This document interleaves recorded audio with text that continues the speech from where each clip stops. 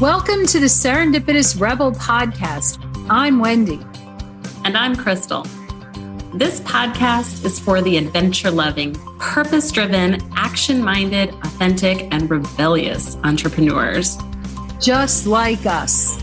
And just like you, we are trying to figure shit out. So join us as we talk about business and life and everything in between.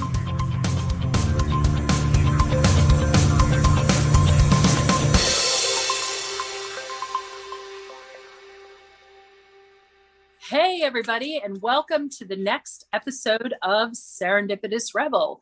Hi, I'm Wendy, and I am here with Krystal. Hey, today we're going to talk about an article that we recently read that was in Business Insider about businesses and how easy it is right now to be a solopreneur. I think that there's a lot to say to that. I think we both think that there's a lot to say. But whenever you say things like easiest, it sort of also makes me run for the hills. Basically, the article is saying that it's such a great time right now to be a solopreneur, that a great time to capture your skills and put them out there under your own shingle. They did talk about being a virtual assistant, financial advising, digital marketing. And I think that there's a lot of opportunities that run the gamut of whether it's professional services, personal services. I think it's a wonderful time to be a solopreneur, an entrepreneur. So it's funny because you said, when you hear the words easy, you run for the hills. And I think the same thing, because when I think of somebody saying now is the best time to do something, it's like trying to tell someone when is the best time to have a baby.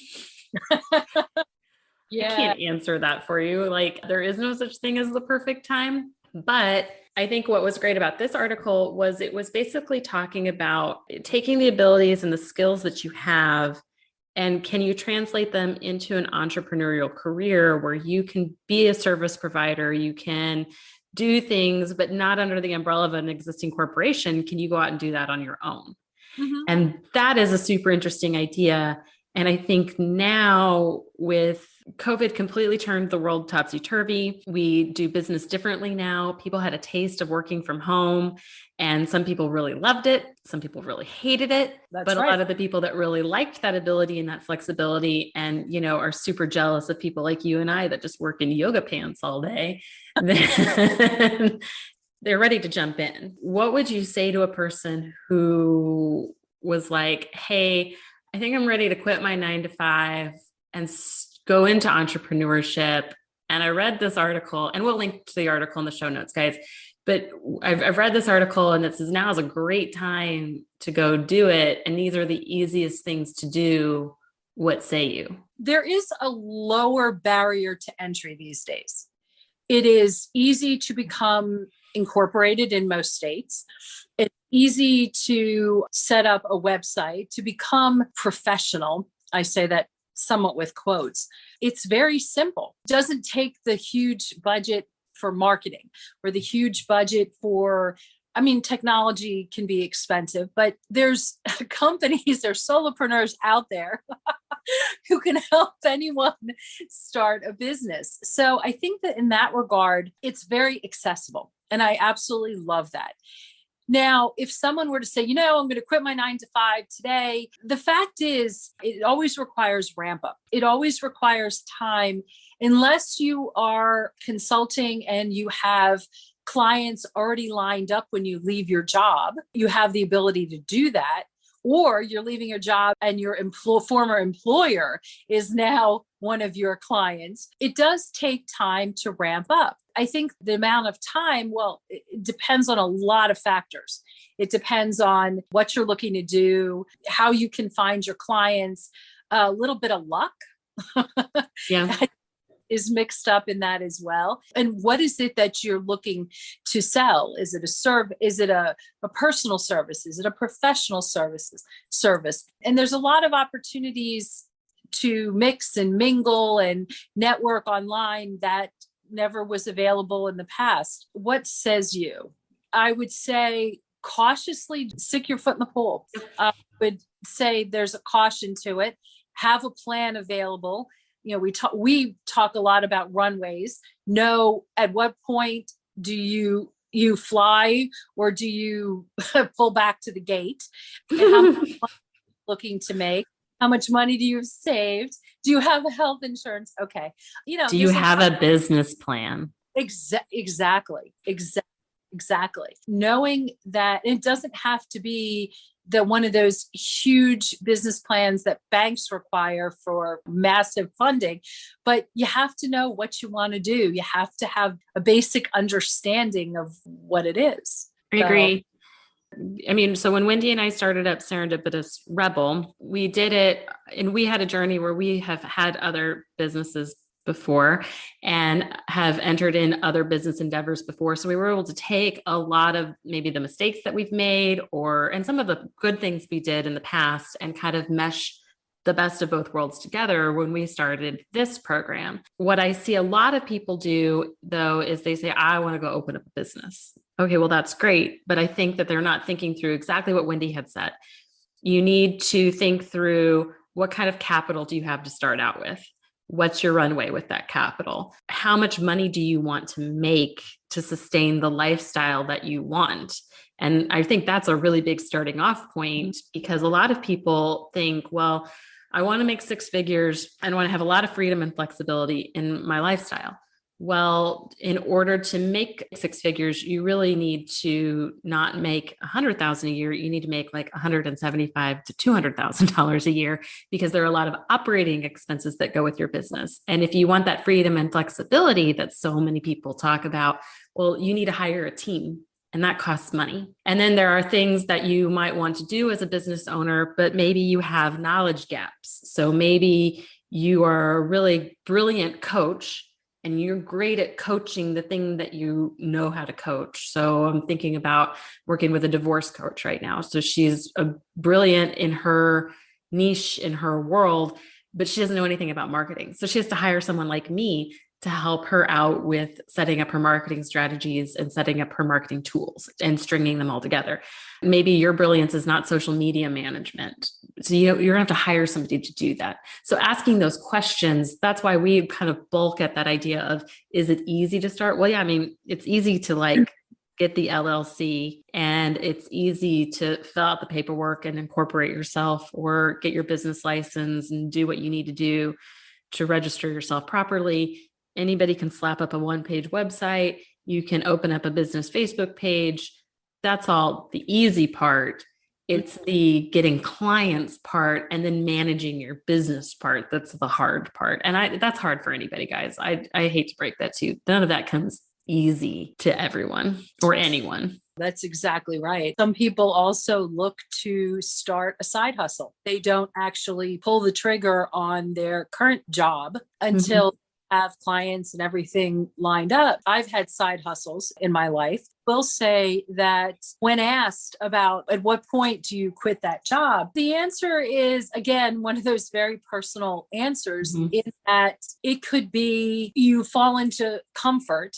So the side hustle never really becomes what you want it to be in terms of being a self-sustaining, existing full-time business. Or sometimes you have to pull the trigger just in order to really shoot out. Wow, this is so many different analogies I'm throwing out there.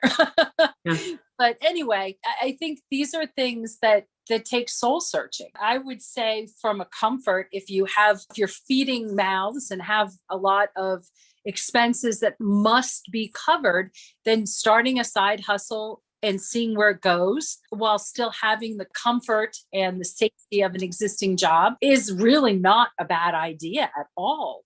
And if you can say, well, when I hit a certain figure, say, and it's a figure that I can sustain for X amount of time, then you can have that resignation letter ready to go. Yeah, do it. Yeah. I think you bring up an interesting point too, because I think that there's a fear factor here. You are taking a risk when you open up your own business and you go into solopreneurship or entrepreneurship in general. It is a risk, and it is investing money and time. The money we can get back, the time we can't.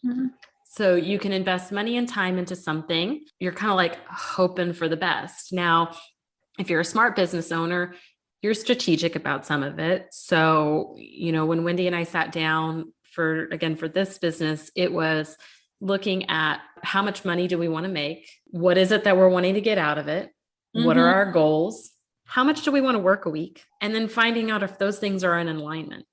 Because I think a lot of people say, I want to make $100,000 a year. I use that 6-figure. Right now, 7 figures is super popular too right now to tote. But I want to make $100,000 and I only work 20 hours a week. Well, sure, maybe you do in year 7, but you're probably not going to sustain that hours put in. You're not going to sustain that input and maintain that output again, unless you have a ton of capital to invest in the front end on hiring some help, getting systems set up, getting all the things you want to do. Maybe you have a partner like Wendy and I do that allows you to work a little bit less, but I don't feel like we work like that much less at the beginning of this, even with a partnership. If you have that ability, then now's a great time to get doing it. But the other side of that, though, is that if you do have skills that can be translated into a business, maybe you are a financial planner, maybe you're a great virtual assistant, maybe you are great at social media, maybe you want to be a business coach, like what Wendy and I do. Yeah, the barrier to entry is super low, can be a good thing and a bad thing. But if you have some solid skills to back them up, it's a great time to enter in the industry because, like I said, everything is kind of topsy-turvy. There's this huge shift in online business right now in how we do things. And if you could kind of get on the forefront of that, it is a really cool time to be online and be in the industry. It's really exciting. We see a lot of people do some really cool stuff, but we just want everybody to kind of take that easy part with a grain of salt. Exactly. And I think one of the things, especially that you said is, I want to make $100,000.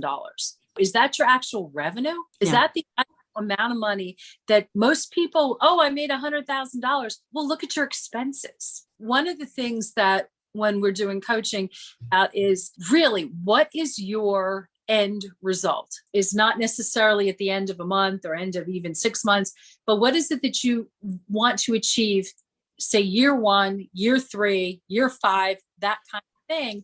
If it is, I want $100,000 in my personal bank account. Okay, then the likelihood is you're making a lot more than that, and you have to plan accordingly. I think that one of the things that entrepreneurs tend not to do, because we're visionaries, we are, we're out. We're not necessarily implementers. You don't know me. Well, I mean, luckily we managed to, in our case, it's like, we got to get this done. And we both are like, we procrastinate a little more. Anyway, I digress. Again, you don't know me. Yeah.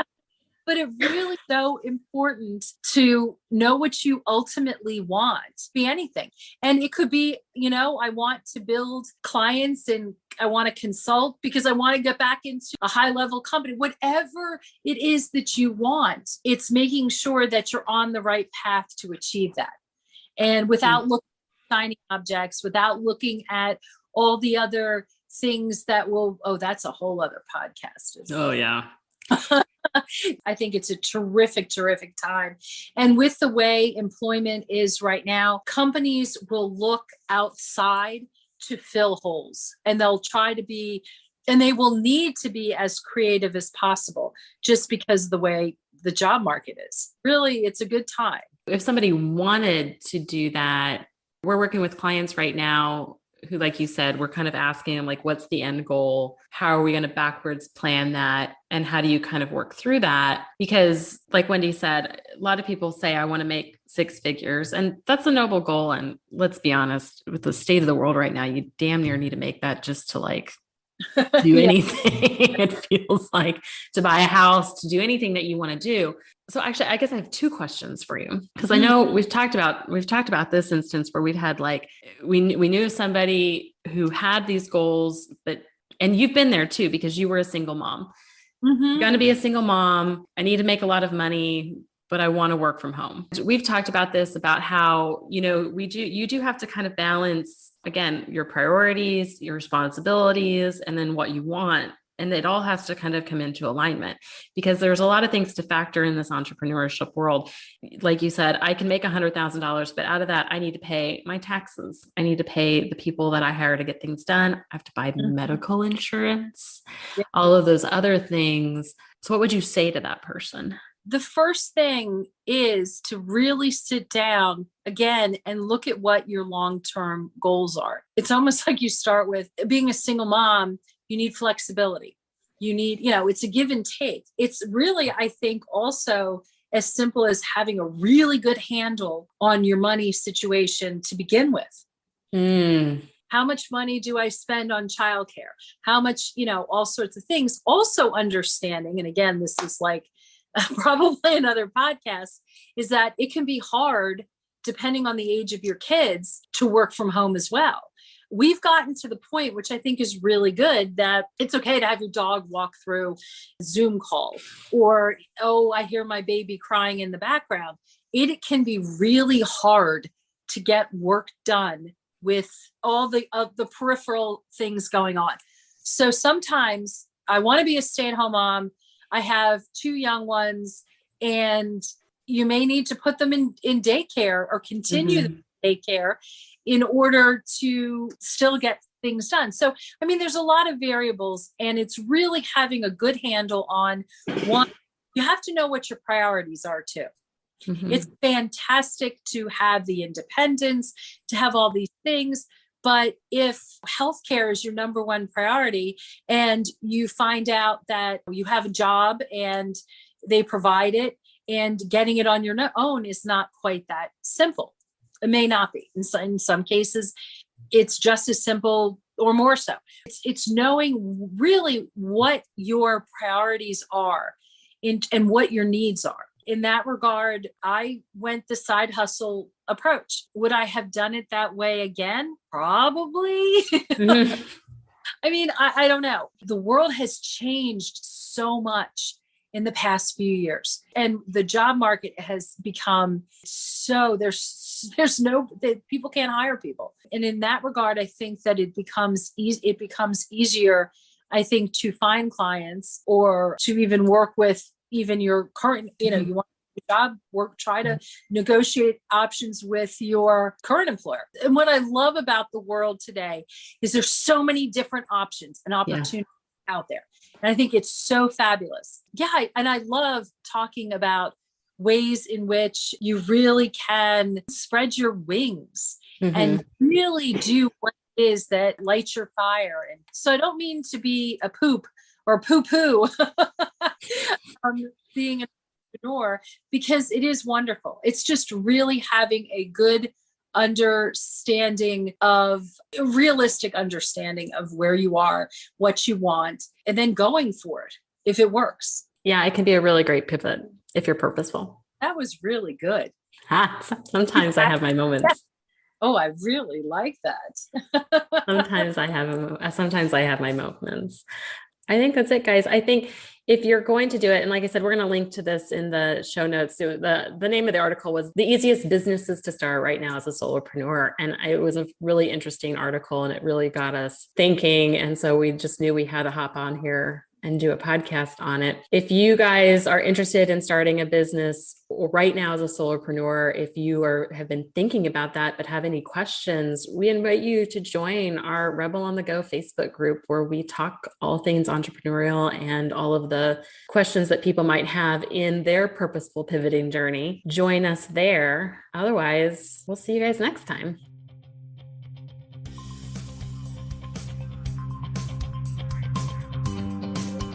Thanks for listening. Be sure to subscribe and leave us a rating. But only if you liked it. Otherwise, just keep it to yourself. You can learn more about our upcoming masterminding opportunities on our website at serendipitousrebel.com. And if you have topics you'd like to hear about, be sure to submit them on our website or DM us on social media. Hey, see you next week. Bye. Bye.